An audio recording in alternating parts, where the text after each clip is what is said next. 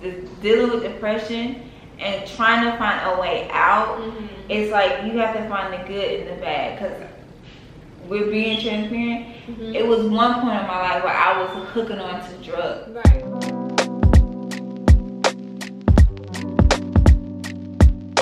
What's up, guys? Welcome back to my channel. For those of you who don't know me, my name is Amanda.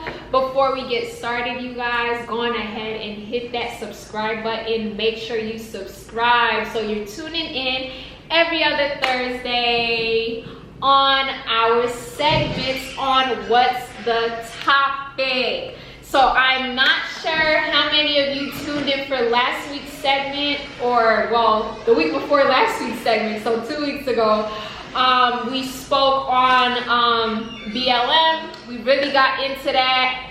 So for those of you who missed it, if you did not tune in, go on ahead and make sure you watch that video. Go watch that video like now. Like if you didn't watch it, stop this video now and go watch our last video on Black Lives Matter. Okay? Great video. But yes. So today we are back. I'm back with my boo, Erica.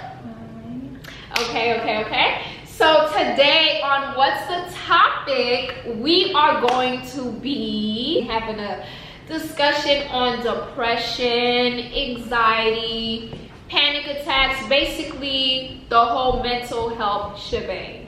I feel like this is a very important topic because a lot of people deal with mental health. I know I do, I know I did. Erica has also. So yeah, a lot. So we just basically want to share some insight, basically, you know, share a little bit of our experience on that and basically let you guys know what we do to help us cope. I'm going to be as transparent as I can be. Whatever video or content I put out on my channel, I always try to be very transparent. So that's what this is all about. That's what we're gonna do. So yeah, let's just get right into it.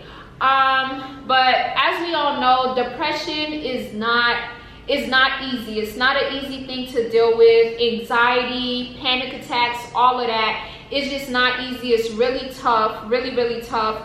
A lot of people, I feel, that does not deal with anxiety or depression don't really get it. I feel like they get it to a certain extent. So for those that really do not understand, I basically want to sort of kind of like share some insight on that.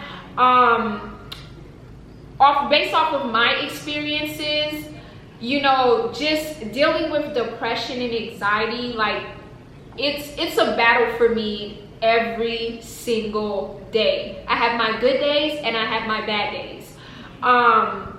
And I don't really want to dive in too deep with certain things because, you know, it's my channel and what I put out there is what I'm going to put out there.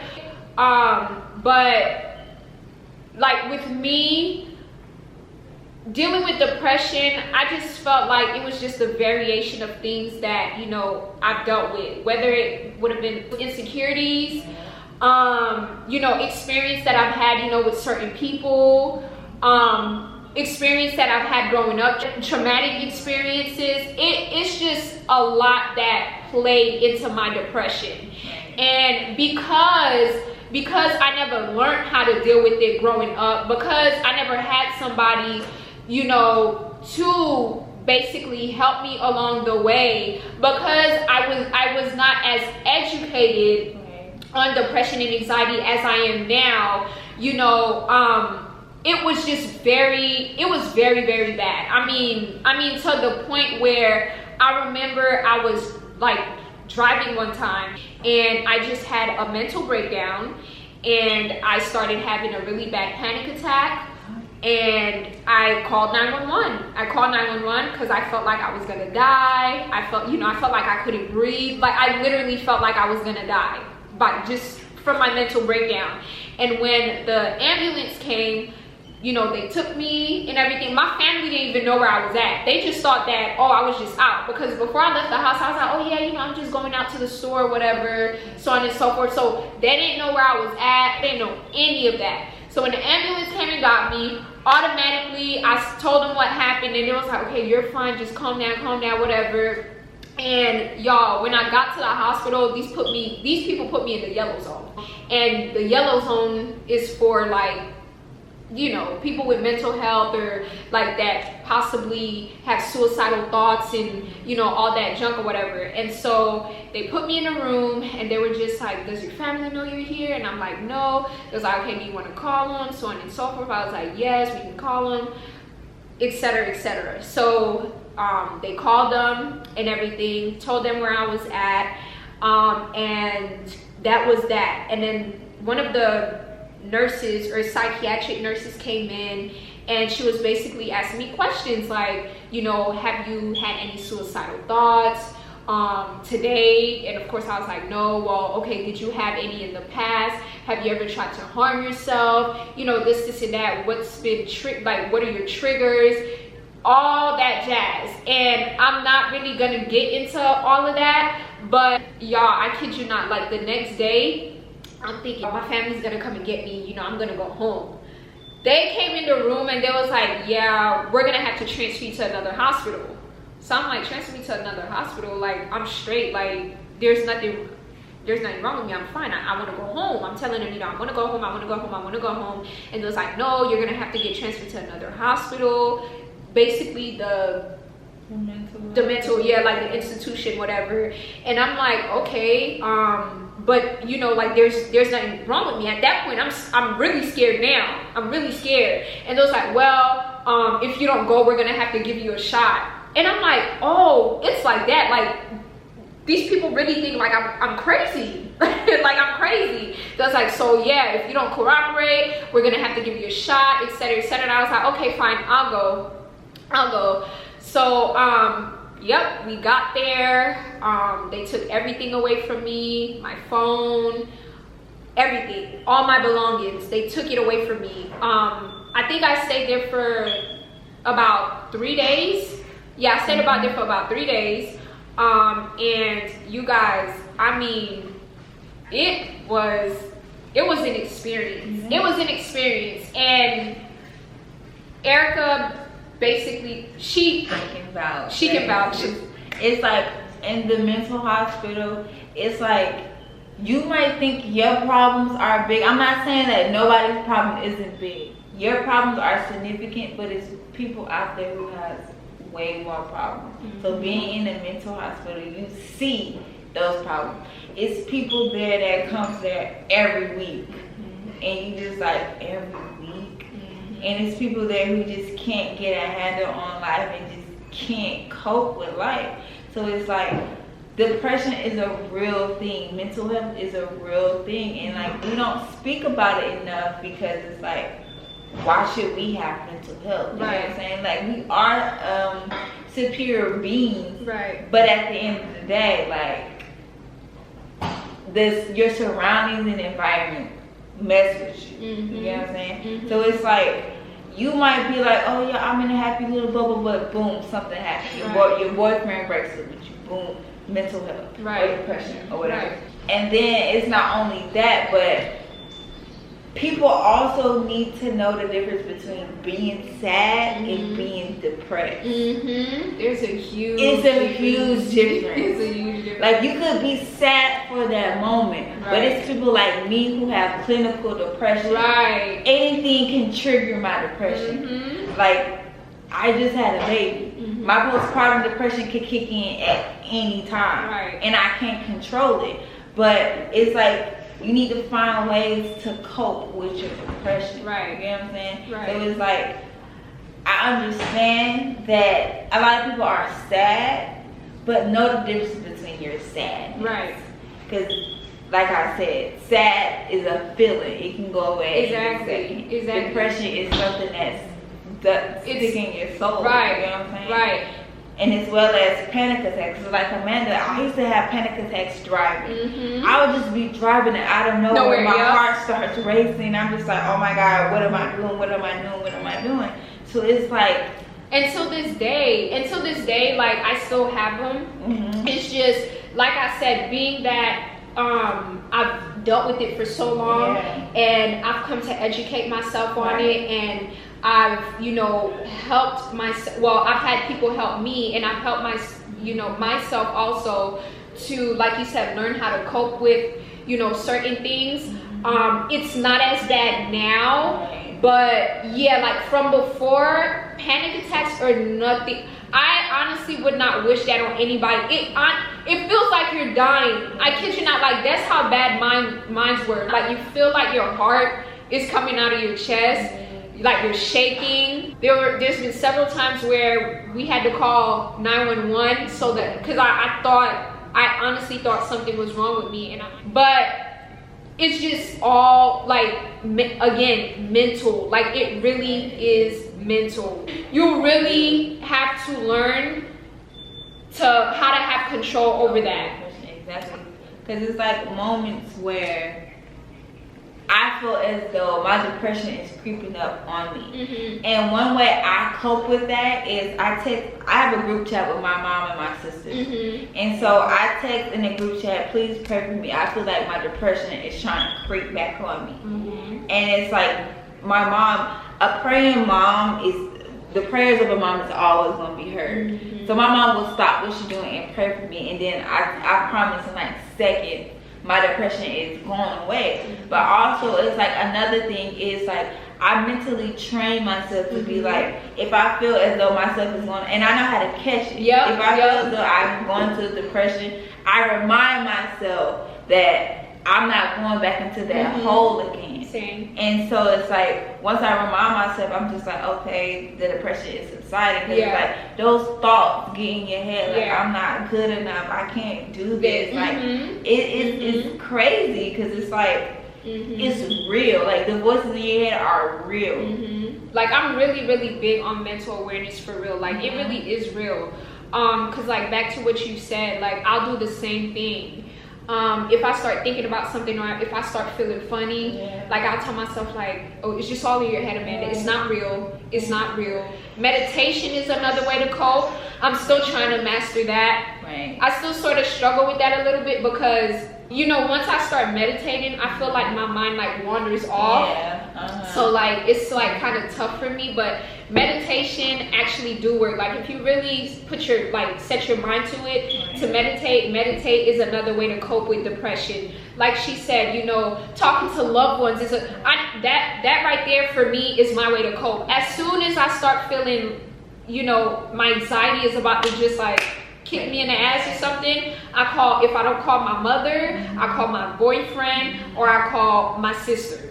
Because I know these are the people that can help me, like, you know, calm down and get me back to level 1.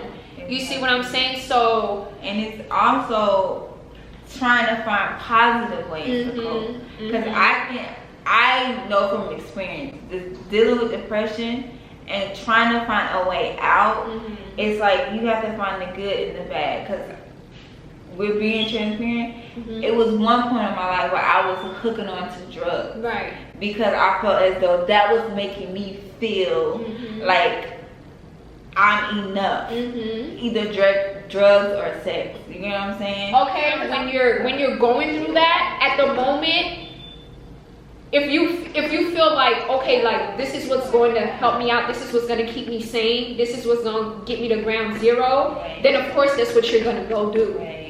You know, because you're trying to come back to earth. You see what I'm saying? Or trying to separate yourself from her. It's real, because that's what the drugs do. They separate you from reality, so you don't have to think about it. And so all your responsibilities, you put that on the back burner because you just want to go out, party, have sex, and do drugs. And you thinking to yourself, this is a good way, but then you end up at people's houses that you don't even know who they are.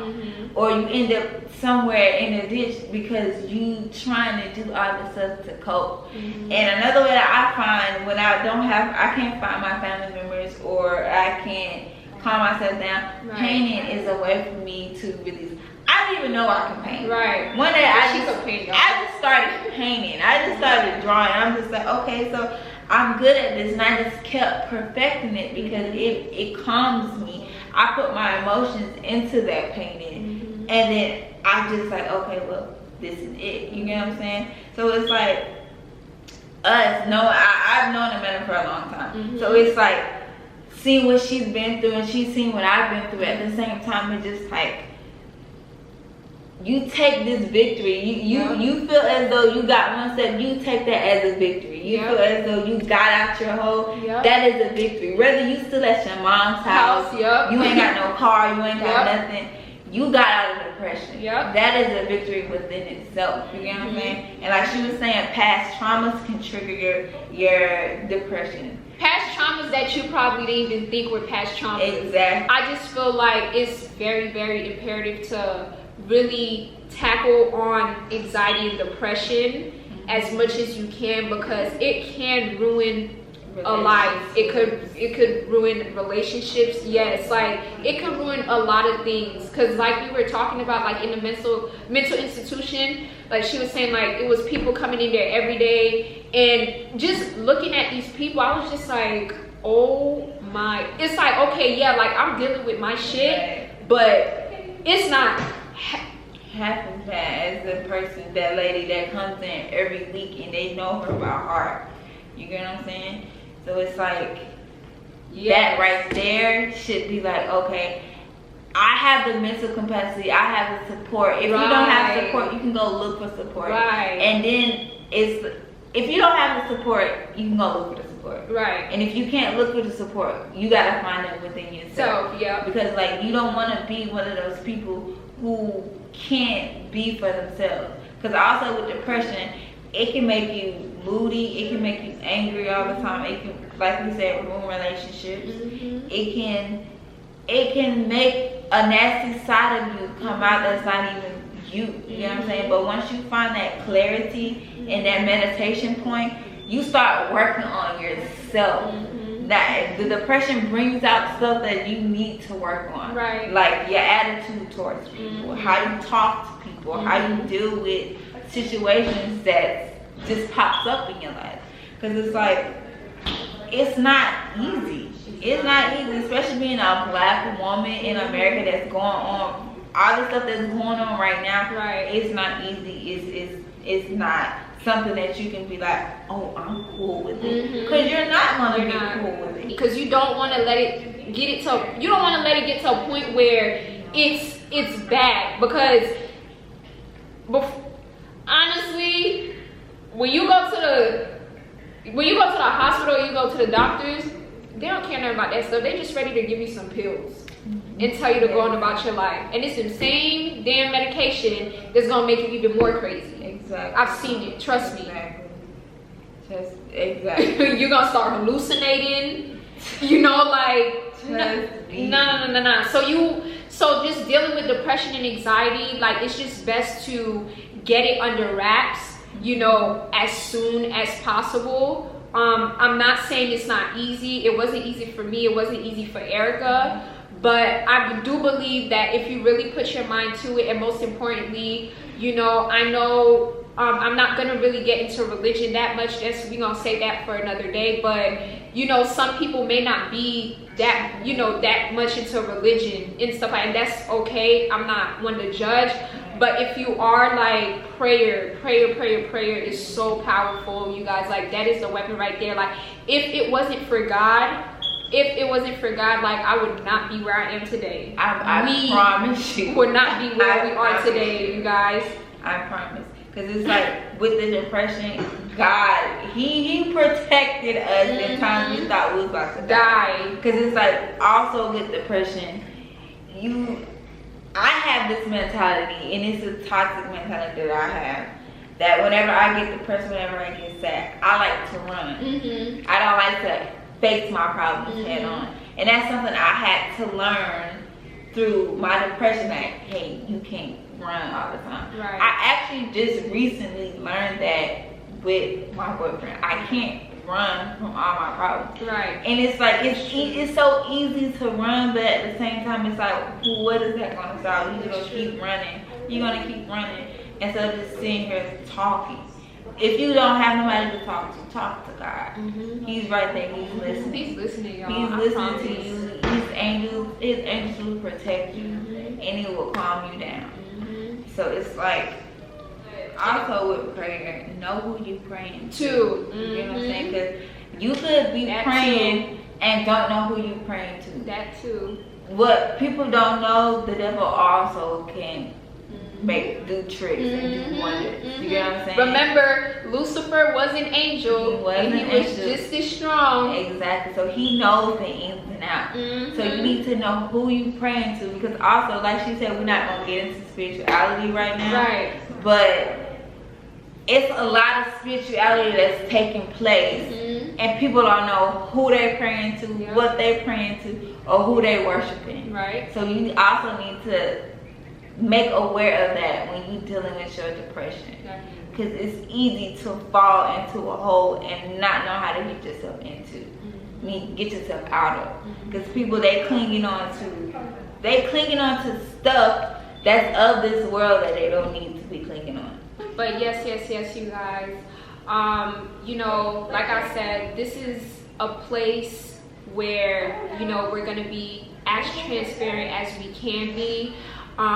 This is a place where I want people to feel comfortable and, you know, just come on here and just, you know, just talk about anything, give your inputs, you know, suggestions and everything like that. And, you know, please do feel free, like, if any one of you guys are going through certain things and need some advice and wants to, you know, like, talk about stuff and, you know, want to know further details, right? Because, you know, this was sort of kind of brief, you know, like, we could get it in the comments, you guys. We could get it in the comments. Like, you know, it's about being here for each other. You know, feel free to drop your experiences down in the comments below, your advice, your suggestions on, you know, ways, you know, on, you know, how to cope with anxiety and depression and even panic attacks and everything. But yeah, And but also, like, what I was gonna say is, I'm trying to work on, like, providing a safe space for Black women like us to sit down and talk and feel comfortable enough to talk. It's a lot of women out here who don't want to talk about it or are afraid to talk about it because you're viewed as crazy, that crazy Black woman. And it's like, it's terrible, but it's, me and Amanda would be more than willing to sit down and make, like, a safe space for women to sit down and come talk to us about, like, what they're going through and there's past traumas that they have experienced.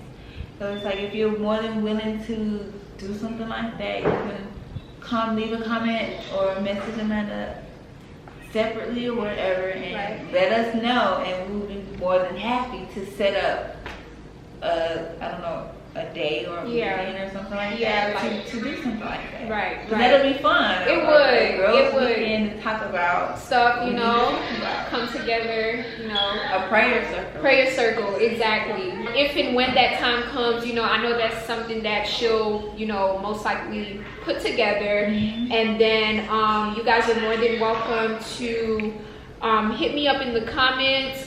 You can even follow us on our social media. I'll be sure to link them down in the description below, and I will put them across the screen. I'll put Erica's social media, her Instagram, and I'll put my Instagram. We just want to be here for you guys. We want to come together as one and just, you know, just basically support one another. But yeah, you might not have that support at home. We got that support right here, okay? Right here. Like, I love y'all. But anyways, thank you, Booby, for joining me today. Of course, my love. I love you. I appreciate you. This was a very, very interesting topic. But yes, you guys, so thank you for joining us today. Again, just make sure you guys are tuning in every other Thursday at 6 p.m. And, you know, we're going to keep these segments rolling. I love you, besties. make sure you are subscribed to my channel. Make sure you hit that post notification bell so you are aware of when the new video drops. Okay, you guys. Also, I did create a specific playlist for What's the Topic. So when you do go on my channel, there will be a playlist for What's the Topic. So make sure that whatever videos that you've missed or want to catch up on, they will be in that playlist. Okay, you guys? But I love you guys. I hope you guys